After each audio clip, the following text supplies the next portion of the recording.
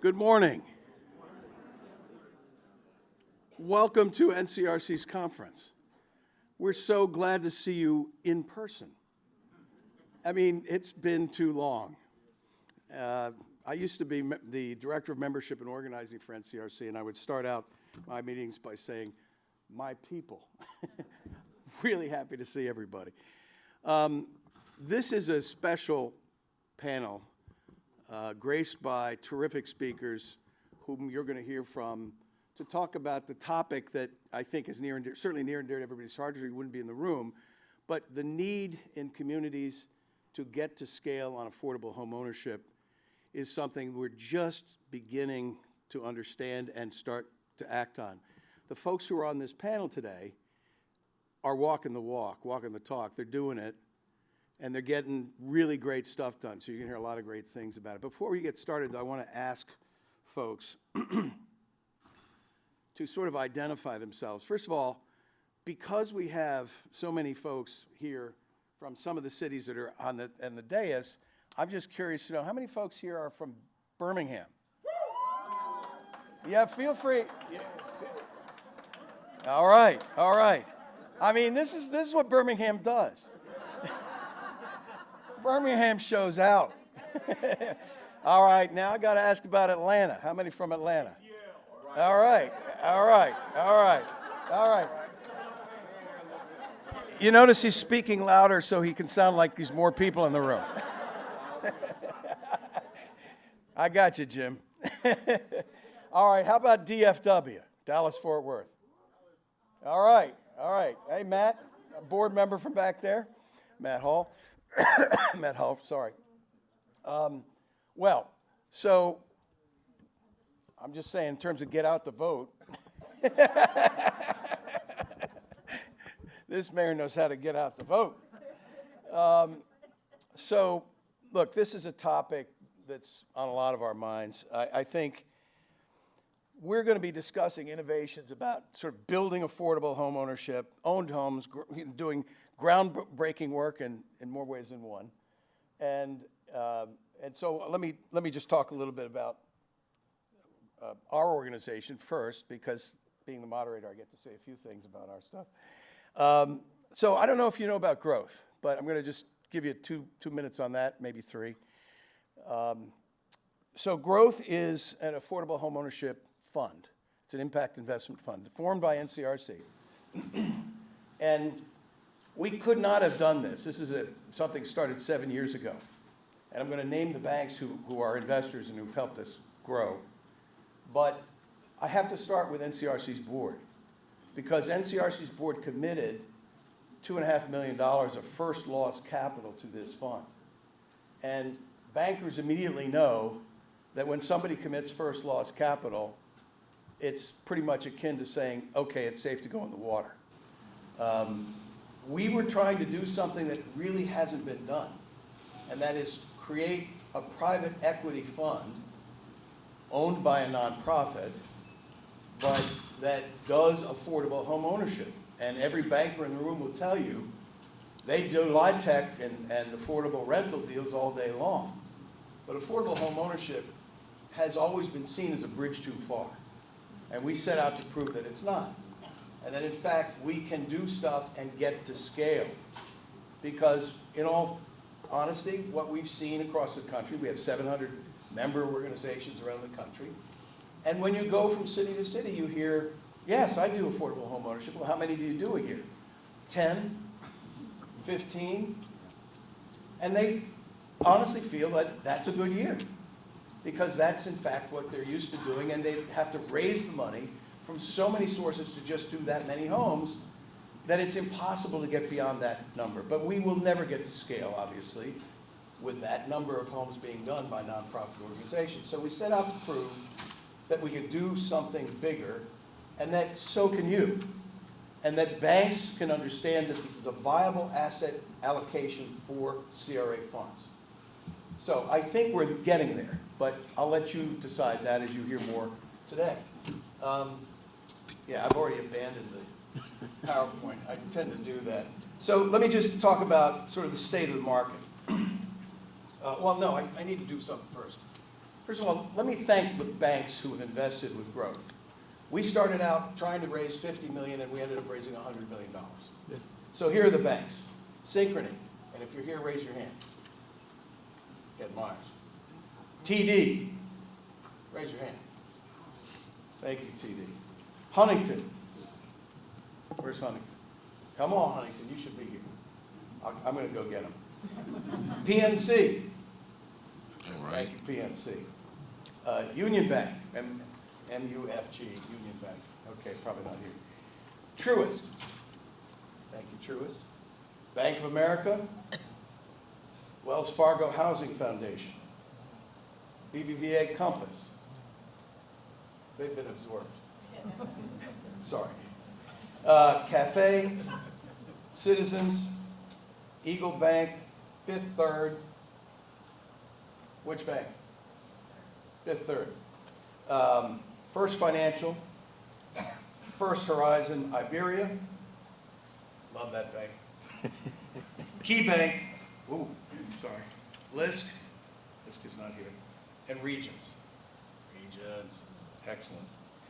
And then we have three others, Citi, Goldman, and Home Bank, that have also provided funds. So, let's talk about the state of the market for a minute. And other speakers have covered this a little bit, but I want to just sort of set the table. We are in trouble. I think everybody understands the housing inventory crisis. But the problem is that we didn't build for at least a decade after the Great Recession. And in fact, in this country, we used to build in the 70s 425,000 affordable homes a year. By 2016, that was down to 65,000. While the population grew, the millennial generation and beyond, but particularly the millennial generation, the biggest generation in history, and yet we're building 65,000 affordable homes a year. My view of this is millennials are becoming a generation of involuntary renters. More than twice as many young people live with their parents as did in previous generations for one simple reason: housing. Can't find it, can't get it, so you live with your parents. And you delay forming families, and you delay adulthood in many ways, and then you actually become disenfranchised. And you sit behind your computer angry, and we see some of the results of that today. We have this gift, and I don't mean to sound partisan here because this is a bipartisan issue, affordable home ownership. But this administration is responsible for a once-in-a-lifetime lifeline to cities. And the mayor, Courtney, and others will talk about the American Rescue Plan Act. In fact, I know the mayor's talking about it this afternoon as well during a plenary session. But that money has given us an opportunity that we cannot miss to build affordable home ownership at scale. Just as another little fact I want you to know, in 2021, 25% of the market was priced below $300,000. In 2022, that fell to 10%. Okay, we're not building enough. And what's happening with existing inventory, by the way? And Courtney from Atlanta can tell us, because Atlanta's the highest percentage of this in the country, which is why what the mayor in Atlanta is doing is so laudable. 32% of all owned homes in Atlanta are being bought by investors to rent. 32%, roughly a third. So when you combine the loss of existing inventories, what used to be owned homes, and you see the lack of building, you get a generation of involuntary renters. In 2021, 24% of newly built single-family homes were under 1,800 square feet in size. That sounds good, except that in 1999 it was 37%.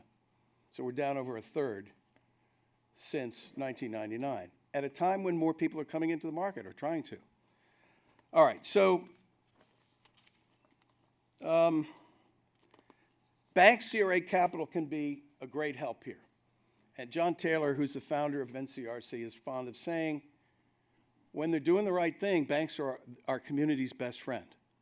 And in this project and what we're trying to get done here, they clearly are. So when you can, and when it's, I don't know, medically feasible to do so, hug a banker.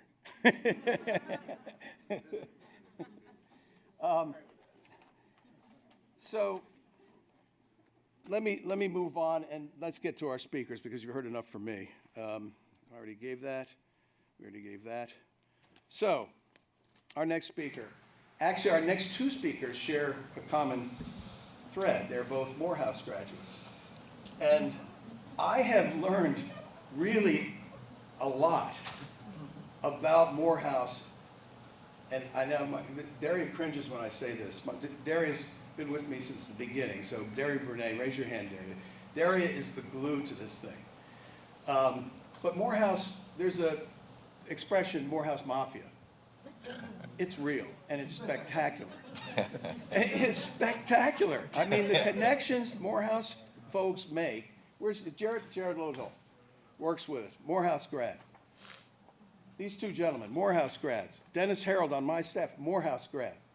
Kelvin Walker in Dallas Citizens Council, Morehouse grad.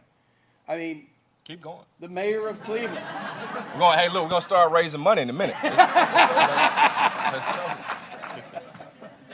Did I mention I want an honorary doctorate from Morehouse? Got a check, baby. We got you. Anyway, I'm a big fan. So, Mayor Woodfin. Now, we had the pleasure of getting to know Mayor Woodfin over the last 16 months. And I can say unequivocally that his leadership in Birmingham has, I think, changed Birmingham 180. And what he talks about gets done. He's got a great staff. I'm going to ask the folks from Birmingham who work for the mayor to raise your hands, please. Thank you. Thank you, thank you. Where's Kelvin? I don't know, he's somewhere in here. There he is, there's Kelvin. And so what he says they do, what they do is work with us. 17 months ago, we started working with the city of Birmingham, and they said, we want to do this. We said, but we need to meet regularly. And so every Monday at 2 p.m. Eastern, we have a call with the city of Birmingham. And that's what the leadership of Birmingham has done, is create this moment and this volume of homes that we had no right to believe or expect could happen.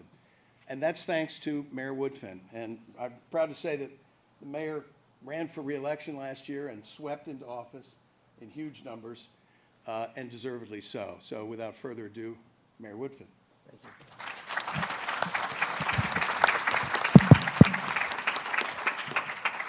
Ed, thank you for that introduction, and good morning to everybody. I apologize for some of the folk on this front row, because I think you all are the only people I cannot see from the position I'm seated in right now. I want to say good morning to my panelists as well. I do know Courtney. We went to school together, actually. This is a good man. And Don, it's great to meet you. I got to get to Fort Worth at some point. But I am glad that the Just Economy Conference not only exists, but in person, right? That we haven't been able to do this in a while. So I'm going to back up for a minute because I want to speak to the why this is important. You strip down any job of any mayor in any American city in this entire country, and it boils down to two things: public safety and public infrastructure. And for my first term, there was a significant investment in those two things that I will go deeper into in a minute. But what I've realized in this second term, 6 months into this second term, and especially over these past few months working with Ed and Growth and his entire team, is that the linchpin, right, the bridge between public safety and public infrastructure is housing, and particularly home ownership. And if I can go deeper, affordable home ownership. And so any mayor that comes before any of you all during this conference and tell you that they're the reason any of this exists, they will be lying. A mayor is only as strong as the team and the people that they have in place to execute on that vision. And equally important is genuine public-private partnerships. So this large contingency you see here in Birmingham, part of their reason here is not only to display and showcase what we've done, but equally is to benchmark and learn from everybody else what you're doing to take back home. Because we've made housing and affordable home ownership a priority in the city of Birmingham. So I want to acknowledge my team that's present, led by Megan Venable Thomas. But I want to acknowledge all the local Birmingham partners as well that are present, whether it's our local housing authority, some of our local banks, which include Region, Bob Dickerson, I see you here. Everybody knows Bob. If you don't know Bob, you've done yourself a disservice. And so, right there being quiet. And so many other local organizations. But truthfully, for any city, and I've benchmarked cities on purpose, I've declared myself a nerd, and I like to learn. And part of that learning is benchmarking other cities. And when you find about other cities is the consistency of any city's consistent growth is genuine public-private partnerships. So none of the success we've been able to do, it hasn't been in isolation, just the city. And so our relationship is really important to me. Now, with all of that said, back in 2017, I became the mayor of the city of Birmingham. What happened 14 months prior to that, for an entire year and a few months, is that I knocked on over 50,000 doors, asking the citizens of Birmingham to vote for me, elect me. And if I became their mayor, these are the things I wanted to do on their behalf. Well, I won, and there was a lot of work to do. But part of what I saw over those months, knocking on doors, I want you all to imagine a mother or a grandmother who lives in a single-family home. She walks out to her front porch, and she looks to her right. There is an abandoned home or burnt-out structure that's been existed for years. She looks to her left. There is a overgrown or empty lot. In front of her is a buckling sidewalk, so it's hard for her child or grandchild to ride their bicycle safely on that sidewalk. And when she pulls out of her driveway, wherever she's going from point A to B, she's dodging potholes. And I guess she wants to walk that same child or her grandchild down to the neighborhood park, but when they get there, it doesn't have adequate playground equipment. And because it's getting dark, she wants to hurry and get home because the street light doesn't work. And when she gets home and it's time to feed her child or her grandchild, she realizes that she doesn't stay in proximity of healthy food. And from time to time at night, they have to drop to the ground because they hear gunshots. That's what I saw in very close proximity for over those months. So when I was elected, those are the things that I made a priority. I summed it up in 2 words: neighborhood revitalization. And everywhere I went, I talked about neighborhood revitalization. The city of Birmingham is made up of 23 communities, 99 neighborhoods. So I had this notion that we have to invest in all 99 neighborhoods, and the city of Birmingham is only strong as its lowest quality of life neighborhood. So what do? Well, the whole idea was that when that mother or grandmother walked back out onto that front porch and she looked to her right, that we removed that blighted structure next to her that had been sitting there for years. But it wasn't just that one structure next to her. Over the course of the last 4.5 years, we've removed 1 a day in business days. So close to 2,000 dilapidated structures we have removed.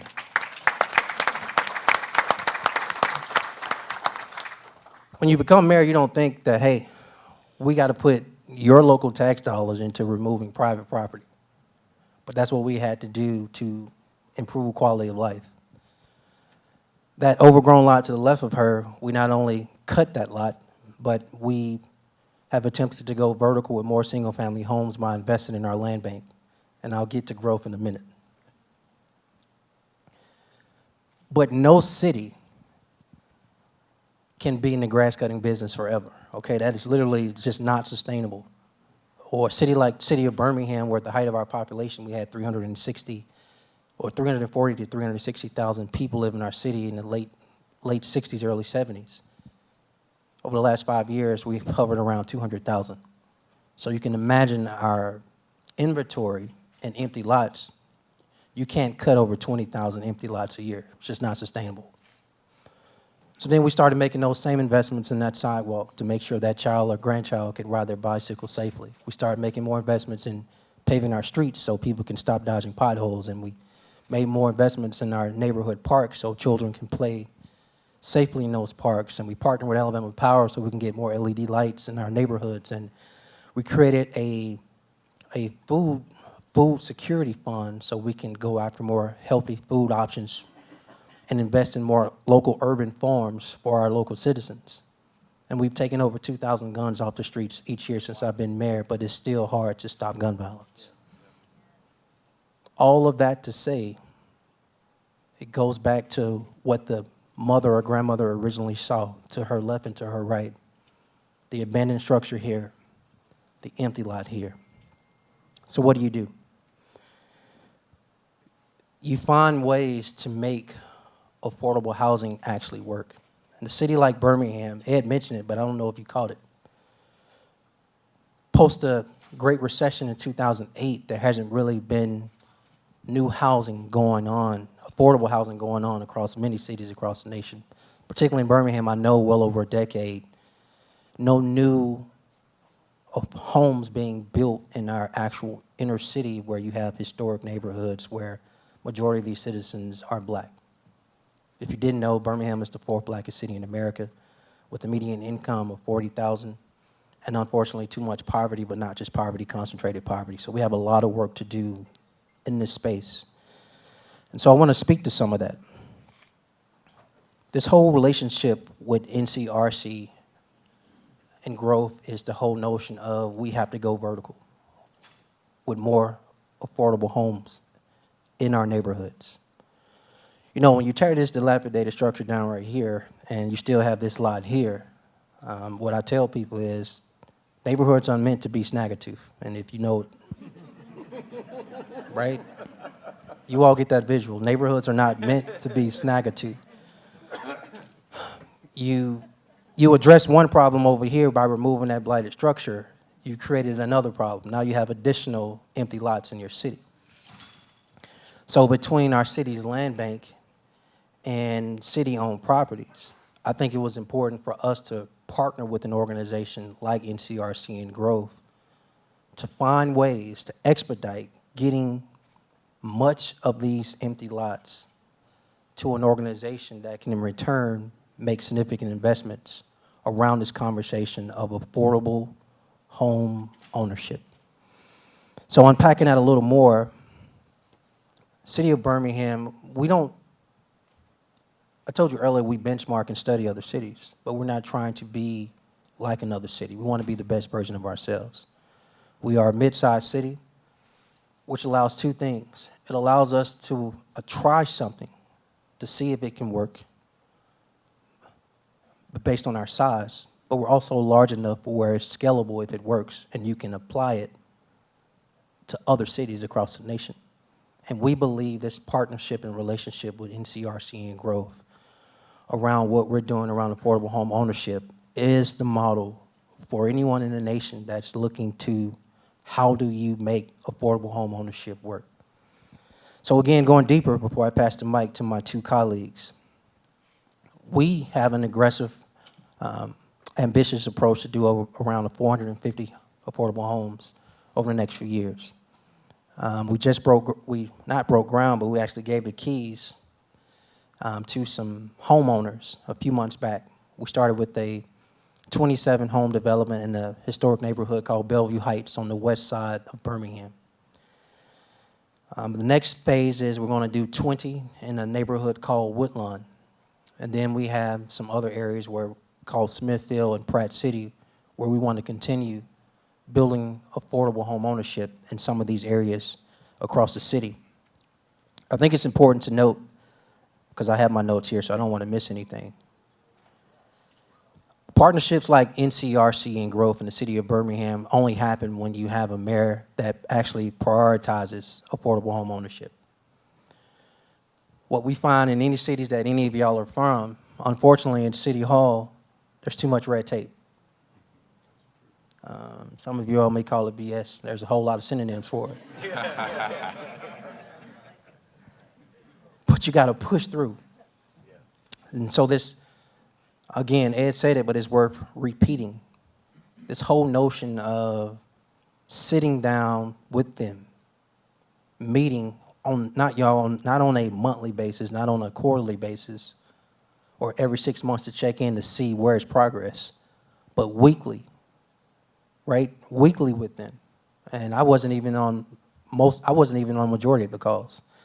Community development led, but our internal teams, the legal department and the planning permitting department, and everybody being on the same page to cut through all the red tape, all the inefficiencies, to get to the point where we can actually produce affordable homes on scale.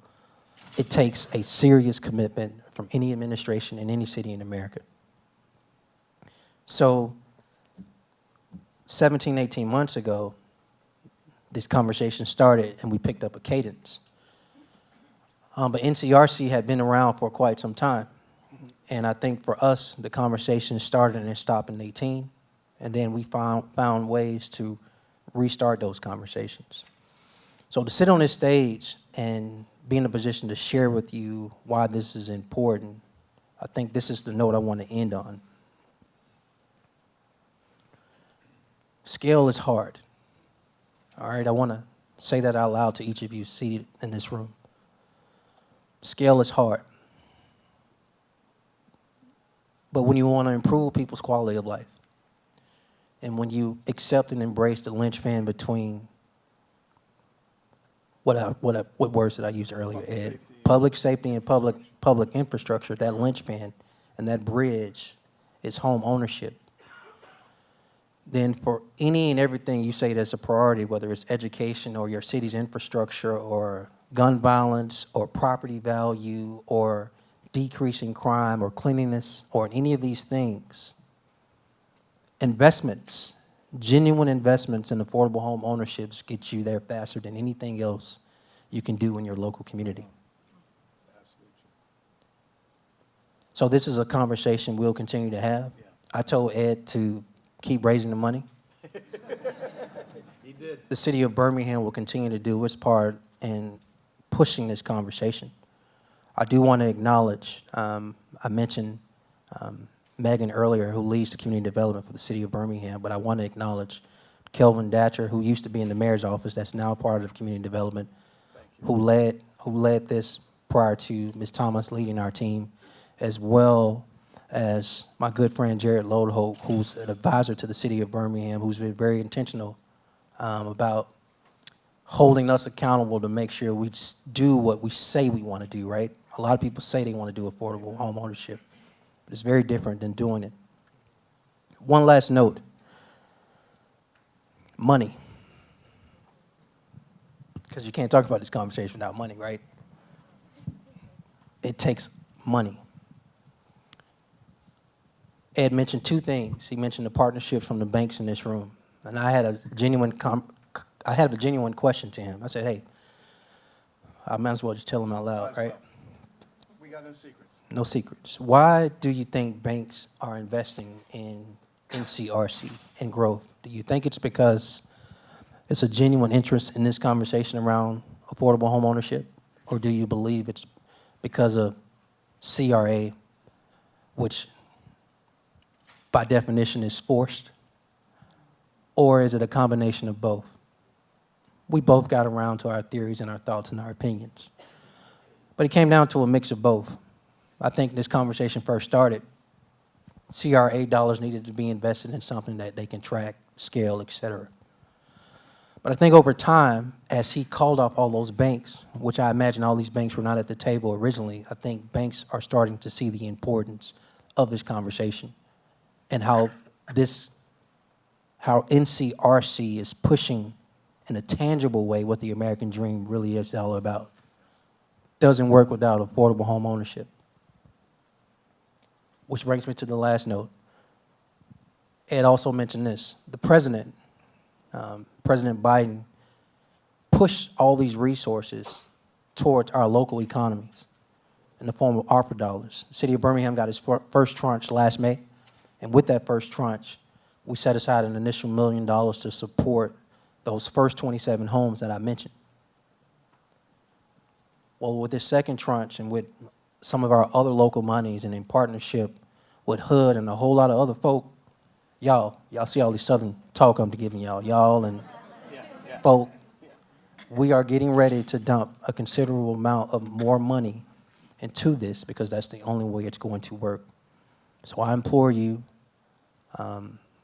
engage your local administrations, hold them accountable, but tell them to put their money where their mouths are and invest in affordable home ownership. Thank you.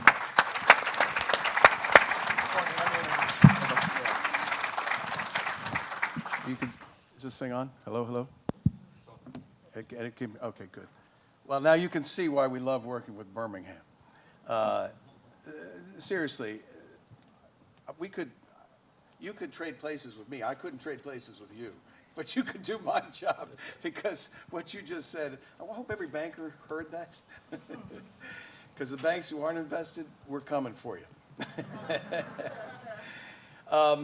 So we've also begun to work at an amazing scale with the city of Atlanta, partnering with another Morehouse man, Jeff Riddle, who's our joint venture partner in Atlanta, and working with Mayor Dickens and Councilwoman Overstreet.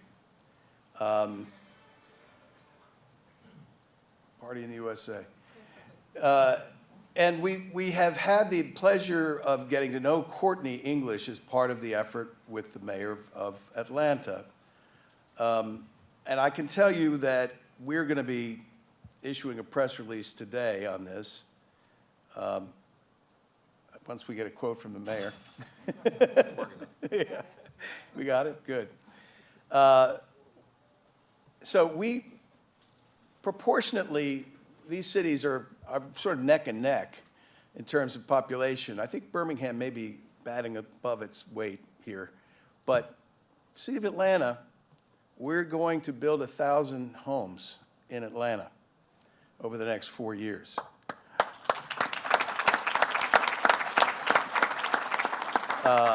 And that's not conjecture. That's actual dirt that we have secured through our partnership. But we couldn't do this without the mayor of Atlanta, Invest Atlanta, and the mayor had a good sense to, is he out of the country? Is that what I heard? I'm not sure. But Courtney is the senior advisor to Mayor Dickens, and he's relatively newly elected. I mean, just since November, as I believe it took office in January, did he? January 3rd. Well, this is a mayor who's hit the ground running. I think he's taken a page out of your book, Mayor Woodfin. Courtney himself is quite accomplished. I didn't know this about you, Courtney. Youngest person to hold citywide office in Atlanta's history. First elected to the Atlanta Board of Education at age 24.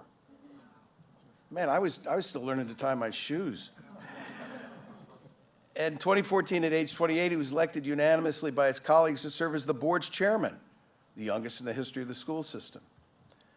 He did phenomenal things on the education side, and now he is the senior advisor to Mayor Andre Dickens, who's with a portfolio that includes affordable housing, economic development, youth engagement, and closing Atlanta's longstanding equity gaps. I've already mentioned his Morehouse connection. Without further ado, Courtney English. Nice to have you. Great to be here. It's great to be with you, Ed. Of course, Mayor Woodfin, Donna, it's nice to meet you as well. What an incredible, timely, necessary conversation. The last bit of that work that Ed talked about, closing Atlanta's longstanding equity gaps, is actually where I want to start.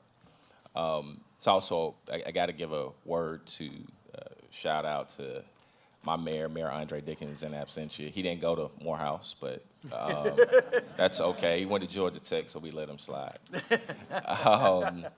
That being said, though, our mayor entered office dead set on closing those equity gaps. The number I want you to remember is 4%. A kid born into poverty in an underserved community in the city of Atlanta, like I was, has a 4% chance of escaping poverty before they die. Wow. 4%, right? And so if you look across the city of Atlanta, what you will find is candidly a tale of two cities. On the north side of our city, we have predominantly white, predominantly affluent neighborhoods that are incredible. They're vibrant, they're booming places for development. They are absolutely wonderful places to live. And on the south side of the city, you have some incredible neighborhoods with incredible people that have suffered for one reason or another from long-standing discriminatory policies. And that's just what it is. So when the mayor takes office, knowing that, if you walked into the mayor's office today, that 4% number is literally plastered on his wall. And we've got one goal, and that's to change that number for the better as fast as humanly possible. Ed talked about got elected a long time ago to the school board at 24. That just means I'm impatient. And our mayor shares that level of impatience. And so when this mayor took office in January 3rd, he set an ambitious goal of creating or preserving 20,000 units of affordable housing in 8 years. That's incredibly ambitious, hard number, particularly when you have systems in place that need to be deconstructed and reconstructed to get housing up out of the ground and to the market. And so we've done a few things. In his first budget, this mayor's allocated $65 million towards affordable housing alone. That $65 million is backed by a $100 million affordable housing bond. That $100 million housing bond is backed by incredible partnerships, public-private partnerships, with folks like NCRC and Growth, which is going to help us get 1,000 affordable housing units off the ground. The key to closing those equity gaps, really, at its core, it's a housing issue, right? The pathway to wealth is, particularly in black and brown communities, is and has always been homeownership. Yep.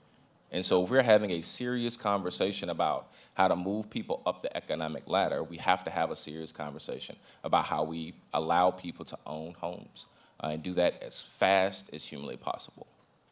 So whether you are coming at it from an education standpoint, affordable housing matters to you. Our public school system has about a 30% mobility rate, meaning 30% of the kids are going to be different at the end of the year than they were at the start of the year. In the lowest performing school in APS, that number is 60%. Wow. So think about that for a second. 60% of the kids are going to be different, right? There's no teaching strategy for that. It doesn't matter how great of a teacher, and I'm a former teacher, and I thought I was amazing, right? But if your kids are going to be different at the end of the year, you can't teach through absence, right? And so if we're going to have a serious conversation about education, we've got to have a serious conversation about affordable housing, because what you find is that our parents are chasing affordability, right? If you're going to have a serious conversation about economic development, you've got to have a serious conversation about affordable housing and home ownership. If you're going to have a serious conversation about reducing crime, you've got to have a serious conversation about affordable housing and getting homes in neighborhoods that haven't had them for a long time. Because what you also find in the city is that in neighborhoods that it almost doesn't matter. If you close your eyes and look at the underserved neighborhoods throughout the city of Atlanta, you're going to see, low literacy rates. You're going to see incarceration rates that you don't like. You're going to see incidents of violent crime that you don't like. You're going to see average low credit scores that you don't like. And at the core of that, in almost every one of those neighborhoods, you're going to see a rental rate that's right at 80 to 85%, right? Across the board. It doesn't matter where you go, what you can close your eyes, throw in a dart at a map, and if you hit one of those underserved neighborhoods, I guarantee you that stat's gonna be right there. So, say all that to say, we've got a lot cooking in the city of Atlanta. That's the dark side, right? But we're really excited about this $65 million we're about to put into the market. We're really excited about our $100 million housing bond. We're really excited about partnerships with growth. The mayor's created Affordable Housing Strike Force, which is designed to cut through a lot of that red tape. So what you have at one table is our housing authority, our transit authority, you have our development authority, you have our school system, you have our land bank, you have our land trust, the city's at the table, and everybody in between who touches housing is all sitting in one room with one simple goal. How do we get housing up out of the ground, and how do we do it fast? And so the city of Atlanta is open for business. As you all think about who you want to partner with, the South definitely has something to say, as you can see. So we want to work with you. The one thing I will say, this, and then I'll close, is scale is in fact hard. So don't, you all are financiers and bankers, so on and so forth. So when you come to the table, I want to give you a sense of the size and scope of the problem. So 20,000 units over 8 years, that's about a $6 billion problem, right? So great, I will take, your 1 to 2, 2.5, $3 million, $10 million grants, right? We're excited about that. But I really want you to be thinking about how do we get to 1,000 units at once? How do we think about home ownership the same way that we think about multifamily development, right? And so if we've got, you can finance the deal the exact same way if you do 250 homes at once, right? And so we've got to get out of the mindset of the 5 units or the 10 units or 17 house deals, and let's start talking about 50 and 100 and 500. And I think you'll find a willing partner in the city of Atlanta. So excited about the conversation. Thank you.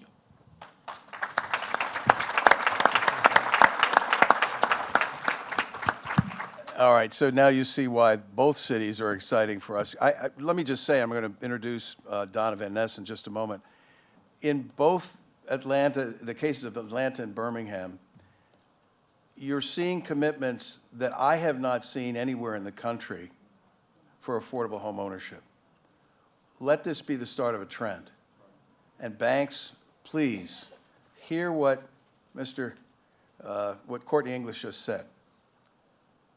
It's not enough to think you're doing community investment and answering community needs if you're just doing LIHTC.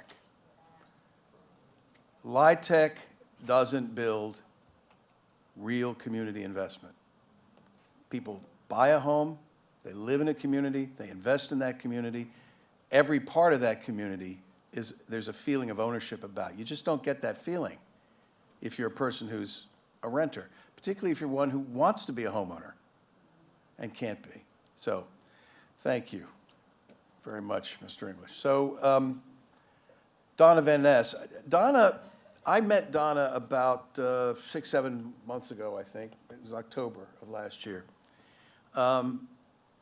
And let me just say, I immediately thought, here's a kindred spirit. Donna's been doing this work and laboring in this vineyard and belying her age. She must have started in her teen years for a long time. I'm not going to say the number of years. I'll let her say that. But I will say Donna gets it. And she's been trying to educate folks in the Dallas-Fort Worth area for some time. And Donna, help is on the way. We're coming to Dallas-Fort Worth. We're going to work with you. So I'm looking forward to this. But please, Donna oversees a portfolio of about $40 million of investment. That's pretty significant for a nonprofit organization. I'm going to let her tell her story, but this is what persistence can get. And a lot of you out there are trying to do community development and know that you can't make it happen with a year or 2 year, even 5 years worth of effort. We got to see things in decades, a decade-long commitments. And that's true of a fund that you create, and it's true of the way you invest the money. We're in this for the long haul, and we've got to get investments really geared towards revolving capital that can be invested and reinvested in these communities so we can begin to produce scale.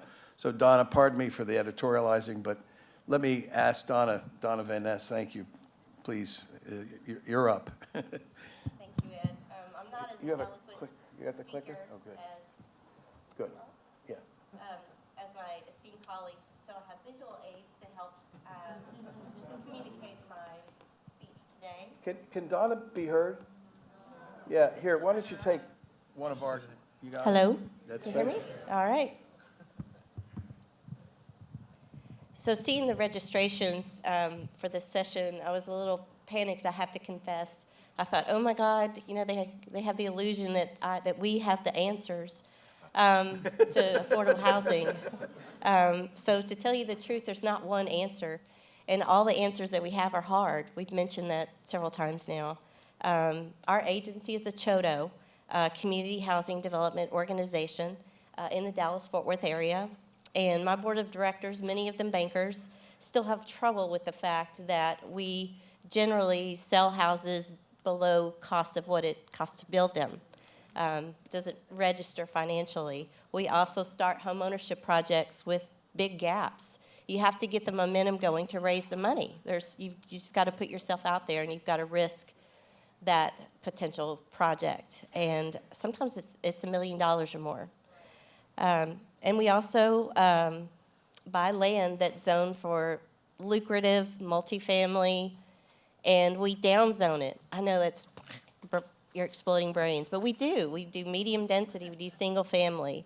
And at the end of the day, if we haven't lost a lot of money, that's a huge win for us.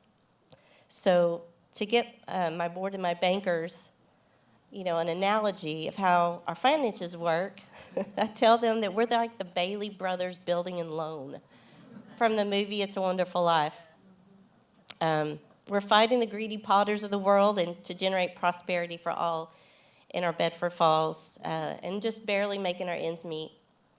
How many of you seen that movie? It's a great movie. So how interesting is it that a movie made in 1946 can draw such parallels to the economy that we're facing today 75 years later? We're all feeling these large institutional investors gobbling up our inventory, even coming into low-income neighborhoods. They never on the radar before. Yep. I'm sure many of you saw the 60 Minutes interview. Tricon Residential CEO. People want to rent the American dream. Boo. What a jackass, I'm just going to say. What he said. That's unbelievable. I'm sorry, Mayor. I'm just... Tell it. They have no other options. You have 80,000 single-family homes in your portfolio, and you're from Canada. I also read a statistics in Jacksonville, Florida. 28% of the properties recently purchased by an investment group are just sitting vacant, waiting for the value to increase. Unbelievable. They're sitting on these homes like commodities while people are struggling for housing. And based on the hands raised, we all know what happens in the end if hardworking people, immigrants, minorities, are denied the opportunity to participate in the economic mobility of life and build wealth. It's Pottersville. Based on the scenes from the movie, that's not a nice place. People are miserable. It's the saddest part of the movie when you see the policeman, the cab driver, the bar owner. They're miserable. They didn't get to participate in building their wealth, and they lash out. And I feel like that's a parallel to what's going on. Racism, violence, all of those things. And this is why the discussion is so important. We have to scale our developments to combat the shrinking inventory, high prices, and decreasing opportunities for people to build wealth through home ownership. So I want to show you some images of, these are how we used to do our projects. Big swaths, subdivisions, great big homes, big yards. That was the good old days. The bottom one there was on the left or the right. That was one of our first communities. We sold those houses for $77,000 in 2003. Wow. The top left, that was our most recent one, and that was in 2016. I think we were at $165 sales price, and we offered $15,000 in down payment assistance for low-income buyers. So it's a great opportunity. But we were building 5 houses to an acre. It's Texas. We got land. We're not really worried about it. Right. All had no cattle. We're using programs like CDBG, Home, Neighborhood Empowerment Zones. As a CHOTO in the city of Fort Worth, we get first right of refusal of all the city's foreclosed inventory. I don't know if other cities do that. But we also get to buy them at 20% market value, which back then, we thought, oh, yay. But now we're like, oh, yay, because the value's gone up so high. But I'm going to show you these statistics of what happened in the last 5 years. Well, this actually is from the Texas A&M Research Center. They do a great publication called Texas Affordability Outlook. So what this demonstrates here is that in 2011, over 70% of people earning the median income could afford the median-priced home. Right. Today, only 33% of the homes sold in Texas were affordable to those earning the median income. And that's just the median. I'm not talking about 80% buyers. And in Dallas-Fort Worth, it's dropped to 11.5%. So I'm not going to spend too much time on the statistics because I know many of you on the East and West Coast, you're thinking a median sales price of $375. You crazy? I'll buy 4 right now. I know. But we're on the fast track to catch up, believe me. And a big part of the problem is institutional investors. And the other problem is the big migration from California to Texas. I'd like to take a quick poll. How many of you are from the California area? Okay, can you just stay where you are and stop moving to Texas? Oh my God. One out of every... It's a new Trump wall going up, right?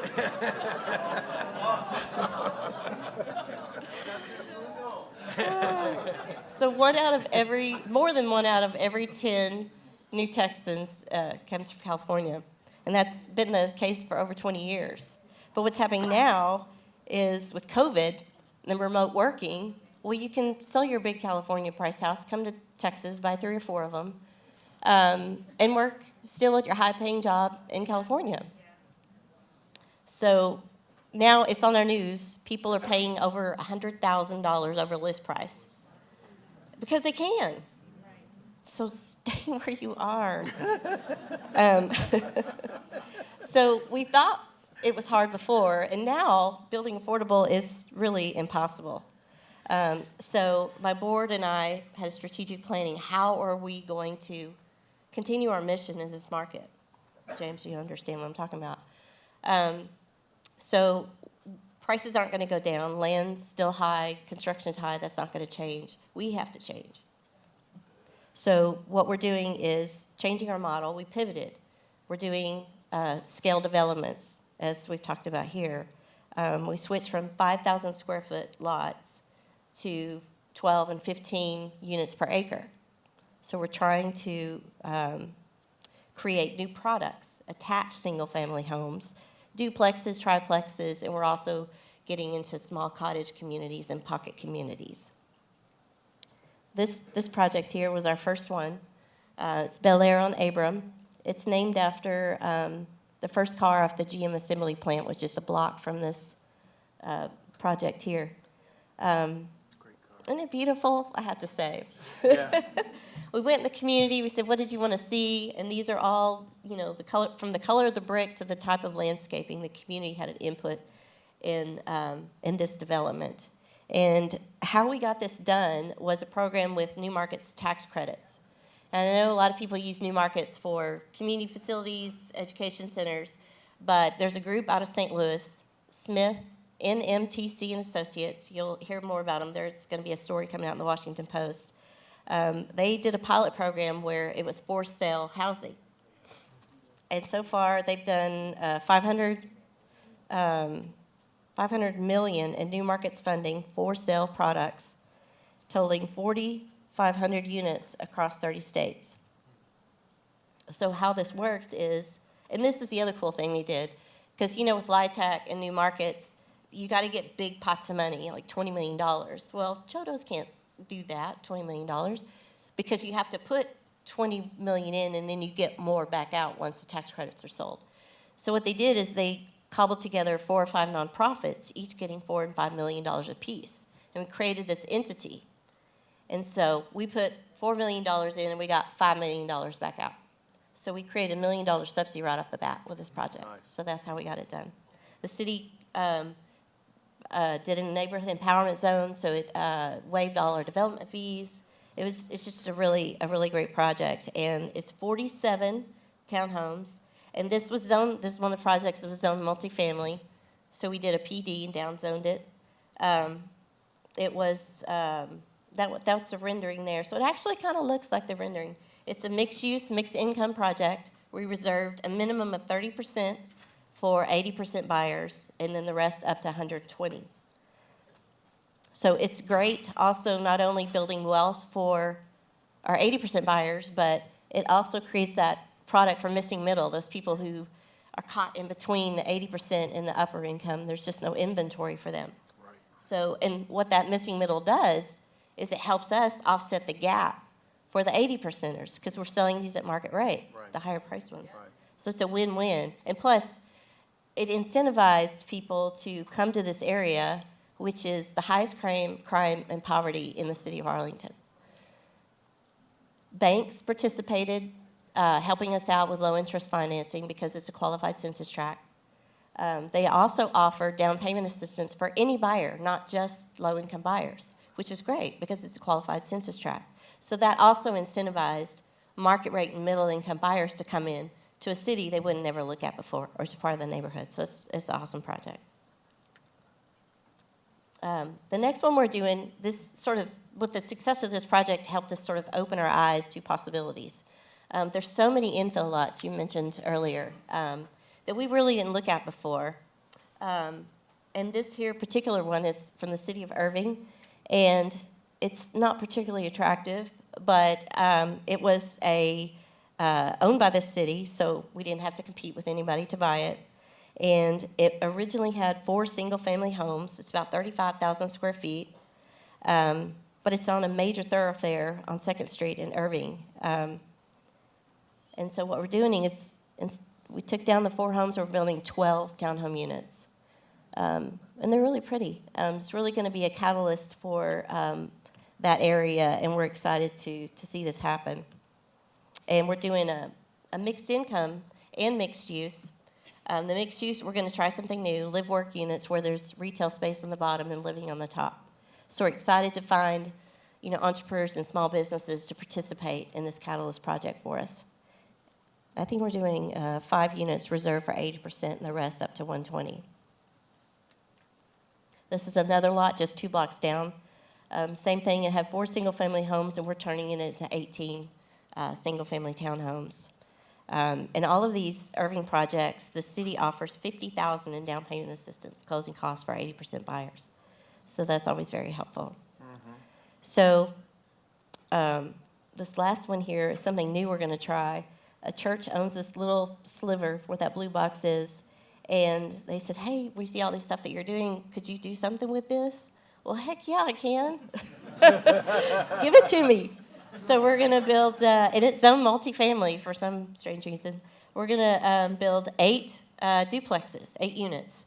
And all of them will be reserved for sale to 80% buyers that'll get to participate in the down payment assistance program. So of the 3 projects combined, we'll create 38 units of for sale housing where there's originally just 8. So that's the scale that we're talking about. It's not 1,000, it's not 450, but we're a little choto. We're trying, and we're making a dent. So we're really excited. Those are pictures of the duplexes. We want it to look like homes and not square boxes. So we're really working hard to create designs and offer alternatives. For smaller lots, we're looking at stacked units, and for larger ones, we'll do the side-by-side garages. This last project's really cool. I don't know if many of you do this, but the universities are great partners in affordable housing. So UTA has a College of Architecture and Public Planning and Administration. It's called CAPA. So their students, it's actual class. It's a design build class. In the fall, they design it, and then in the spring, they work with our builder side by side to build the project. It's so cool. Not only does it offset our design and labor costs, but we're informing them and educating them about affordable housing, so they're not going to be NIMBY problems on the way down, when they get older. So and they come up with really cool ideas. This is a small cottage community we're doing, and the houses are actually under 600 square feet. And they're not, there's, tiny homes are tiny. They're like 1 and 200 square feet. So these we're calling cottage homes. And the idea behind it is to give everyone their individual unit and their patio, but also integrate with, gardens and green space to create that sense of community. So I know we're in DC, so I'd be remiss if I didn't mention the incredible Biden-Harris administration's action plans. I won't go into great detail, but if you hadn't had a time to read that, I mean, you really need to look over it. Some amazing action plans, but, plans are just plans until we have support and advocacy for us to get going. So I really need you to look at that and talk to your congressmen, your representatives, and really get behind these proposals. And lastly, I just have some tools that we work with to do affordable housing developments. I mentioned some of them. NEZs, our CHOTO status allows us to do things. Cities need to really think about their resources and help land bank and keep those resources for community development. And then, this is not my quote, but the most affordable house is the house already built. So we really need to work on incentivizing, creating financing tools for rehab. I see a lot of heads nodding. Of course, the hedge funds know. So Snapping them all up. this next slide really scares the hell out of me. It's a fictitious community called the Stacks in a movie called Ready Player One. Okay, so I have no life. I just watch movies and work. That's all I do. In this movie, people spend all their time in a virtual world because their reality is so bleak. Except for the rich, working class families live on top of each other in these stacked mobile homes. Now, this isn't going to happen in my lifetime and probably not likely our children's lifetime. But I want you to think about, is this dystopian future a possibility? Potters. Knowing that Wall Street is backing institutional investors with $40 billion, companies like Tricon, whose goal is to buy 800 single-family homes a month, what does the future look like? So this time is now. We need to think about this and commit, and we can't kick the ball down the field. It's not someone else's problem to fix. We're all in this room together because we know it's a problem now, and it's up to us, the George Baileys of the world, to do the hard things that don't always make financial sense, but are necessary for creating a just economy for all. Thank you.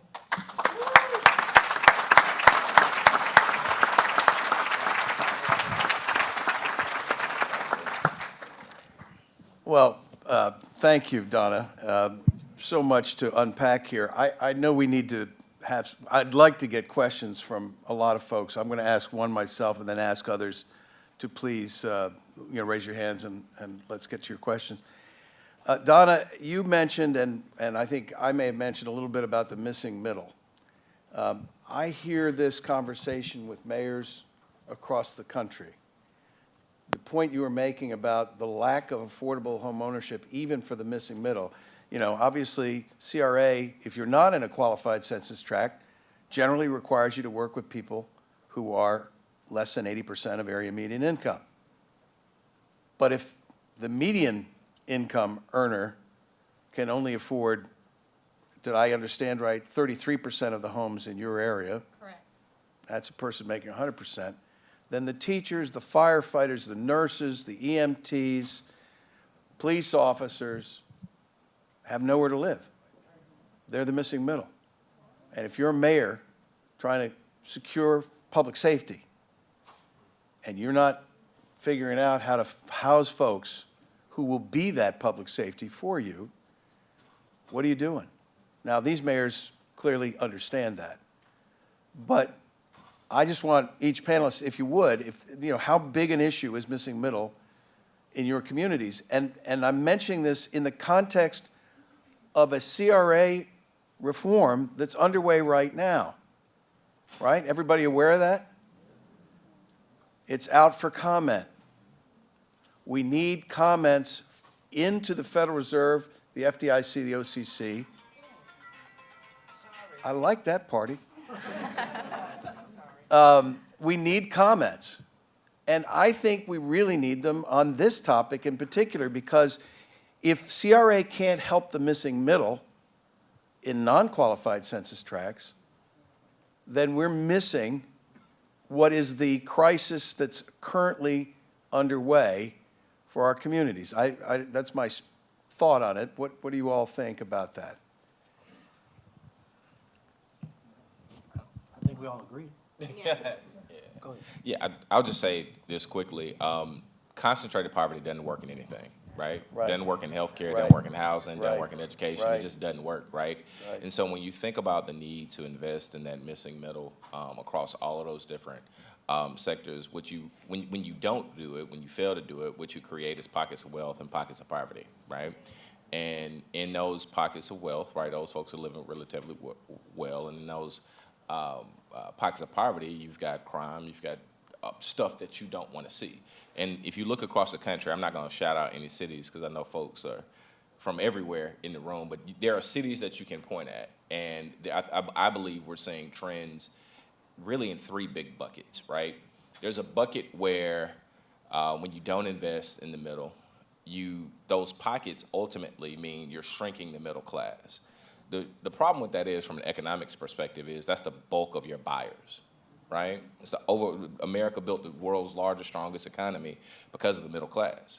And so when you do that, sooner or later, like one model, your economy collapses, literally, Yeah. right? And there's a city in America, y'all can figure out who, I'm not gonna shout it out, where that literally happened, right?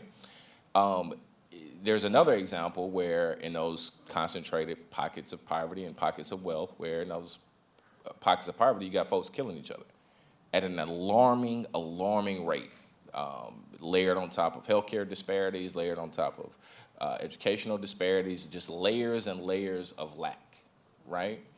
So that's another option, right?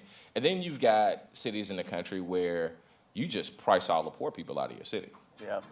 Right? And then Here, the here. affordable housing community in your city becomes lawyers and doctors, right? Like, think about that for a second. So those are three very real examples that are happening across the city. And so again, if you're thinking at it from a municipal perspective, right, or even from a private perspective, right, the more you invest in the middle, the more folks you have to open bank accounts, the more folks you have to lend money to, the more businesses you have to lend money to, the more opportunity you create for yourself. From a municipal perspective, you want to solve crime, education, or any of that other stuff, you've got to strengthen your middle class. So. And so I'll just add to his point. And forgive me if I spend more time on the problem than the solution, but I think it's important that you realize the impact of what he's saying. The Great Resignation has several snowball effects that are negative. One is that for a city and for anybody who does and provide frontline services, in the last 2 years, you haven't been able to hire at the rate that people are retiring. So it's not just the airline industry that may have the pilots but don't have the flight attendants, or they have the flight attendants but don't have the ground crew when you step in to get your baggage. It's the hospital that are short nurses. It's the school system that are short teachers. It's the city that's short drivers to actually CDL to pick up your trash and your bulk trash, or short officer to respond to your calls, or any form of emergency management. These are your folk that are middle class. And if we don't find more creative ways in support of affordable home ownership to also invest in these folk, then we can't hire, because these folks saying that at this rate of whatever you're paying, I can't afford it. It's not enough for me to take care of my family. So it's all correlated in what we do around affordable home ownership. Donna, you said some already. If you don't want to, we'll move on, but if you have a comment on this. Well, I just wanted to make one point. Back in 2010, when we had the foreclosure crisis, I had sort of relaxed the rules, and because it was always 80%, and allowed up to 120. Yes. And so, That's a good point. because we needed that to pull us out really Yes, fast. yes, So, yes. I mean, hello, it worked. That's all I'm saying. Yeah, it did. It did. Although it also spawned the buy-to-rent industry, unfortunately, I think, too. All right, questions, folks? Yes, And identify yourself and where you're from, please.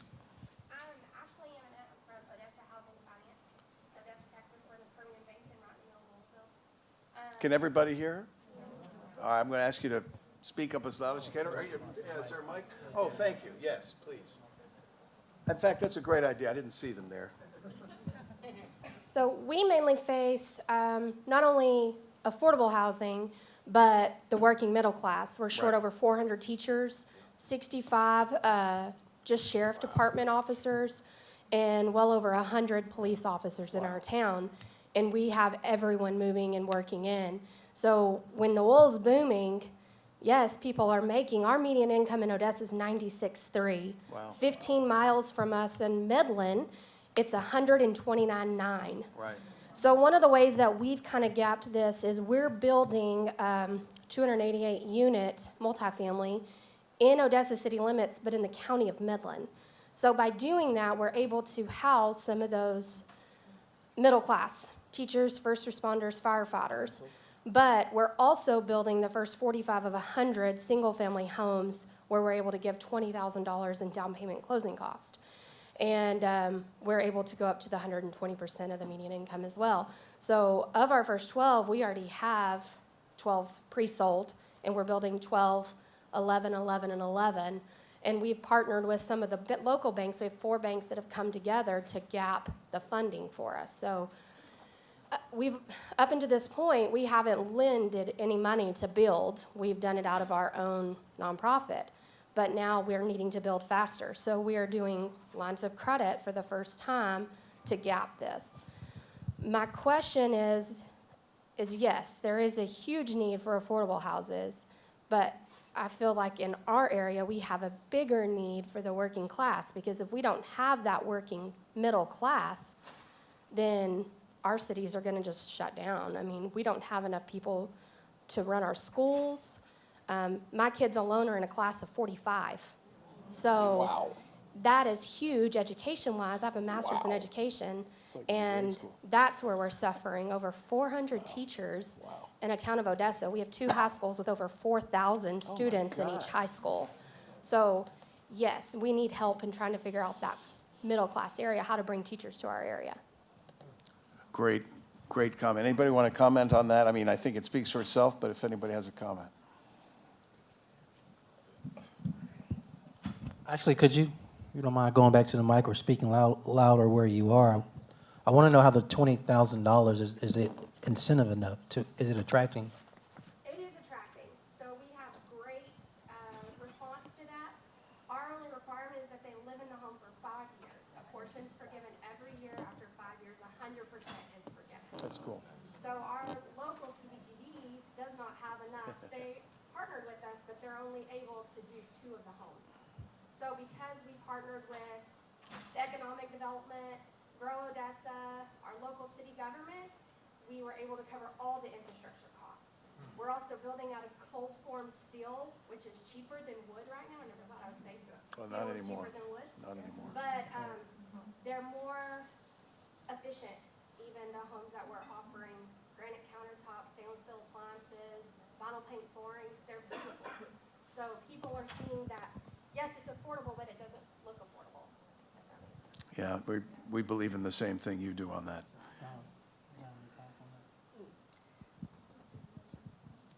Well, it sounds like you're on the right track. So, I mean, the thing that we talked about here is scale. I mean, if you can build faster with attached products, it may be easier for you to get more going than, the traditional We're building on smaller lots. smaller lots do. Yeah. Have you done an assessment of all your public land? We have, but so much of ours is locked because of old drilling sites. Oh, yeah. that's tough. We have I love the murmur that went through the crowd. Oh, jeez, oh. Yeah, that's tough. Okay.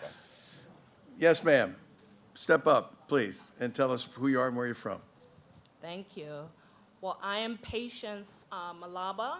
I am from Seattle, Washington, with the Housing Development Consortium. I am the executive director there. I do have a question about the missing middle housing piece that you talked about. In the Pacific Northwest, we're working hard to expand areas where we can get more missing middle housing. It was good to hear that for some of your areas, you actually think of downzoning because we're working harder to even rezone in the first place. My question is, what are some strategies that you're thinking of in expanding beyond just feeding, once we get the missing middle opportunity, feeding more closer to single-family homes? Because in many cases, duplexes, we're really trying to conform, right, to really be part of the neighborhood character. But can we expand the opportunities beyond duplexes and triplexes and begin to scale home ownership to larger options beyond what looks closer to a single-family home? Just curious to get some of your thoughts on what you're doing on that front. Thank you. That's a really tough question. Expanding single-family is really going to take our cities to look at rezoning their land uses, all those policies that prohibit or limit the opportunities for smaller scaled housing to exist. The City of Arlington, when we work in, their minimum square foot lot or square foot house is 1,500 square feet.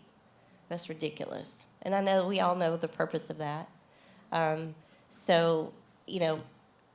If we had leaders like this, which I think they're starting to come around, we definitely can try to do more and expand more. One of the things we're also looking at is for cities to allow ADUs, accessory dwelling units. Because, like I said, the most affordable housing is the one that's already built. So if you can add on to that and create other units for families to create their own wealth and then provide housing at the same time, then that's an ideal situation as well. I just got a stat on ADUs from Robert Dietz, who's the research director for the National Association of Home Builders this morning, because I've been in conversation with him. I had no idea. 1.5 million ADU units are under construction currently. That's a pretty significant number. I didn't realize it had kind of gotten to that point, I guess. But the question, of course, is what's the use of those ADUs? Exactly. Because ultimately, they could be a mother-in-law suite, they can be a rental that'll help with income. I'm not sure it's producing more home ownership. That's the thing I wonder about. Not that, any building is good building, but best building is affordable home ownership. So that's, in my view, anyway. Yes, sir. Yes. Please go to the mic. Tell us who you are and where you're from. Hi, my name is Glenn Burley. I'm from St. Louis. I work for Equal Housing Opportunity Council. Sure. I was just wondering if any of the panelists have ideas. Like, we're moving into a different rate environment, Yes. right? Like, we've been in this low rate environment for so long. Yes. And, rates are going up, but nobody's really talking about large drops, right? So the monthly cost is going to be going up. Yes. Do folks have strategies that you're working with to try and offset some of this increase in financing costs?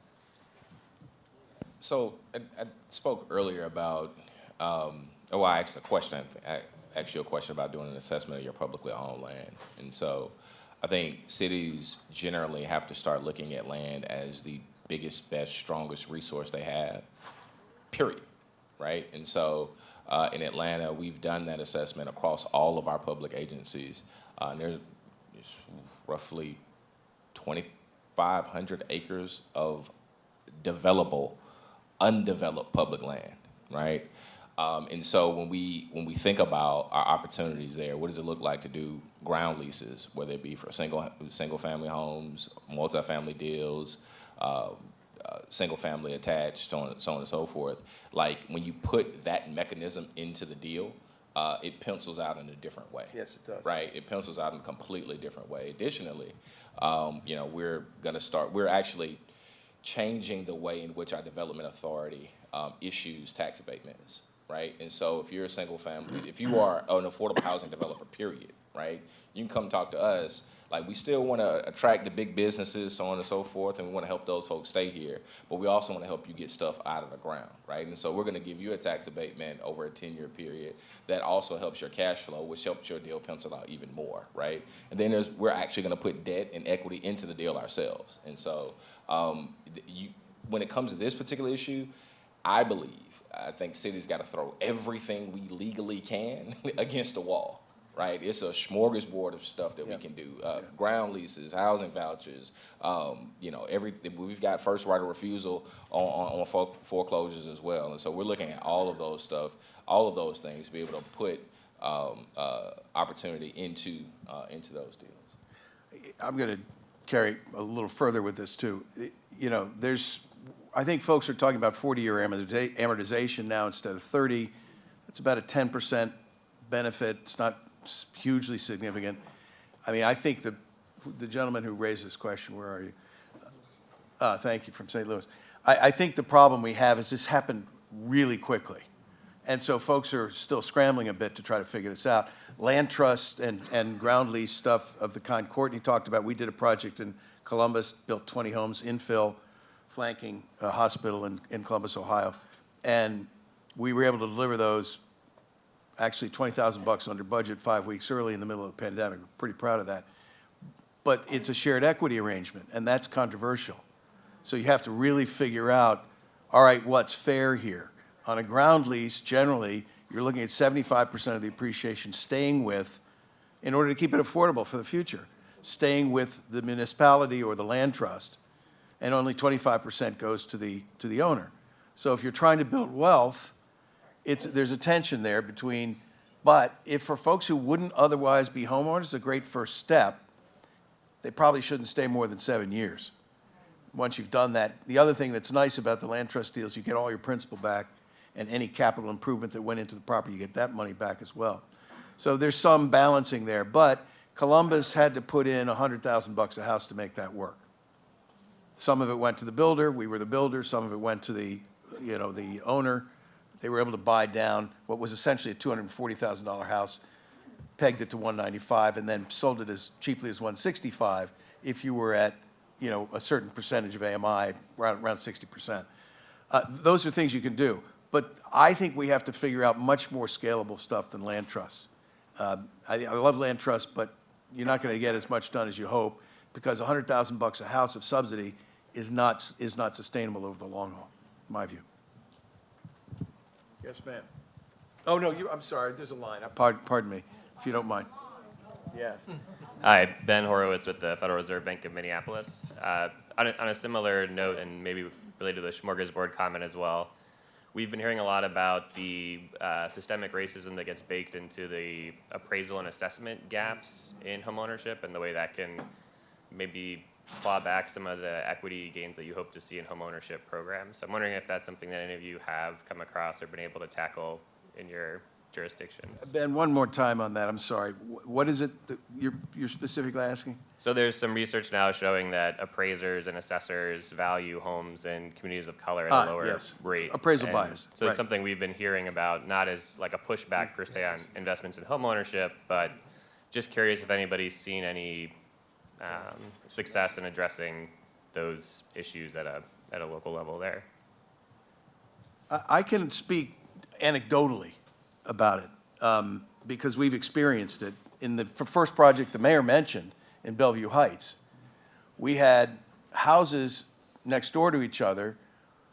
There hadn't been new construction in the community for decades, and so the first houses, they were having trouble doing comps. We did get 2 good appraisals with one bank that pegged them at about 195, which is where we wanted to be at 189, so that was good. And then next door, we got an appraisal at 148. And we were like, how did we get this? And so we asked for the appraisal, we looked at it, and it was that they didn't find good comparables, so they did a cost of construction approach.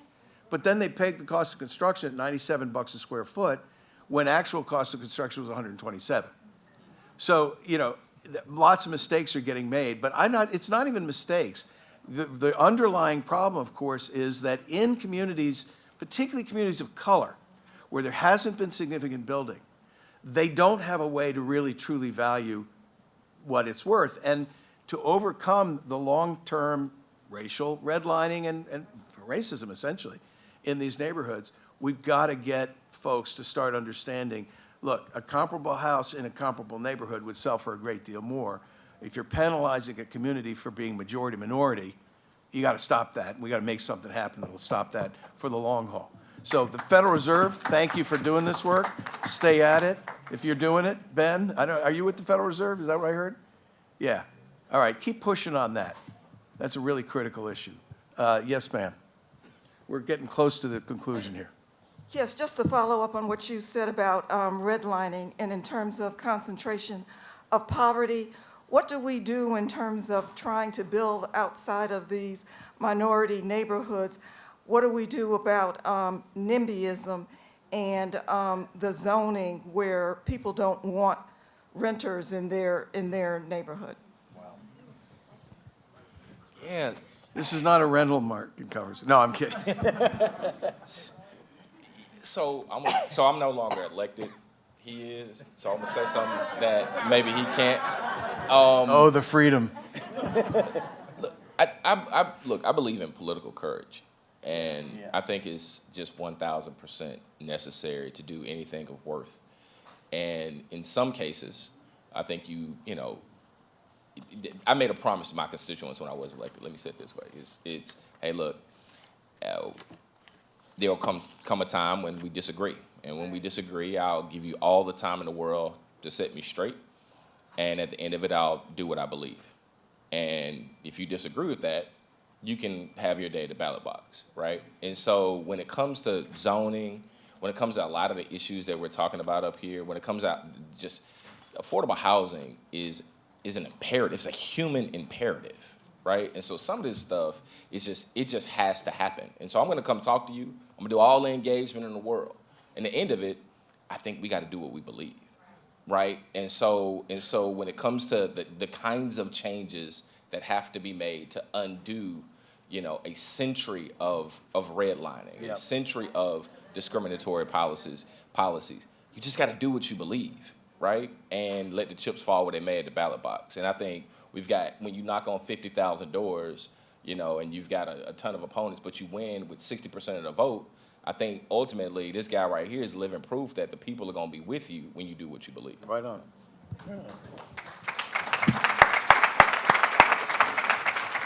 So I know we have a lot more questions. Please come up afterwards and talk. We have a few minutes between sessions, not too much. But I just want to thank this panel for a wonderful set of presentations.